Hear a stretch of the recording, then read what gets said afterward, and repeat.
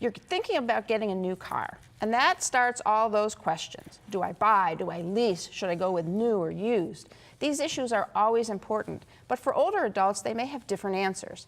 Katie Smith, also known as Katie the Car Lady, is here with advice as you consider these options. So welcome back to the show. Thank you for having me. So let's talk about buying versus leasing first. That's different for everybody. There's no right or wrong answer. I'm not a super big fan of leasing for my older adults or seniors for two reasons. One is, when that lease that you sign is for 3 years. If something were to happen, if you became disabled or were to pass away or something like that, the dilemma is your family is stuck with that lease. It's a contractual obligation and it's hard to get out of. It really is. So that was one of the things I think that really consider. The other thing is that you have to do it again in 3 years.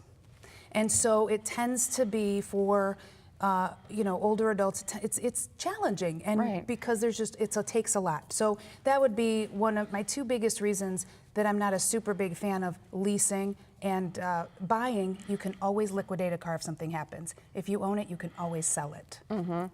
But if you're leasing it and you don't want to go back and look again, can't you just buy it out at the end of the term? Absolutely, you can. And I have some of my older adults that do that. Over the long term, technically it costs you a little more money, but at the end you have a guaranteed buyout. And because they drive very little over a term, the car becomes worth more than what the buyout is. So even though it may cost more over the long term, it's palatable for their fixed income. Okay, but you do like buying better. Is there some reasons for that? It's not necessarily better, or I just think that it's really, for a lot of people, buying works better. People get fearful that they're not going to have warranty, but that ties into always, have the car inspected. But buying it just is easier for them to get out of. It's easier for the family to take care of it. To deal with everything. So there's not a right or wrong or good or bad. Okay. It's just really make sure that you're making the right choice for you. If you are buying, what are the big things you have to consider? So if you're buying, the things you have to consider is budget. Always look at your budget. And when it's comparing new versus used, which is the biggest question I get, is what are they offering on the new? What manufacturers are buying the market? Is there 0%? You have certain cars like Subaru that their depreciation is so little that it doesn't always make sense to go used.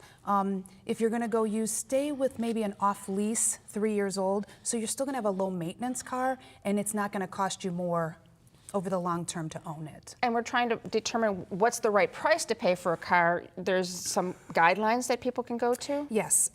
When you're looking at what the market is, because that changes all the time, there are a couple sites. I like NADA.com, NADA.com, and it'll give you, I like it a little better than Kelley Blue Book just because I think it sometimes keeps a little bit better finger on the market, and also it's what the banks use. So it allows them to see what the different price points are to what the market might be, but also go online and look, Google it or ask somebody to help you Google it and look at what is the market value, because sometimes that changes.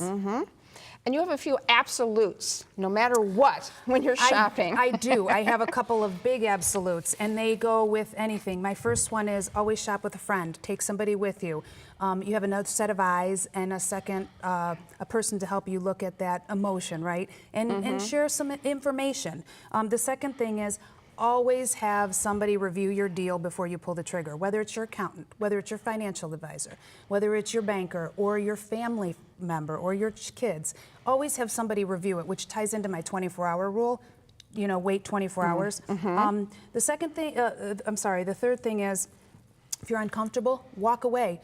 Don't do something. This ties into one of the other ones, is there is no 3-day cancellation rule in the state of Ohio. If you sign a contract, you're in there. There is no canceling. So make sure it's the car you want and the one you want. And the last one is that if you are buying a used car, never purchase that car without having it inspected by a third party. I don't care if it has 5,000 miles or 50,000 miles. Make sure you do that.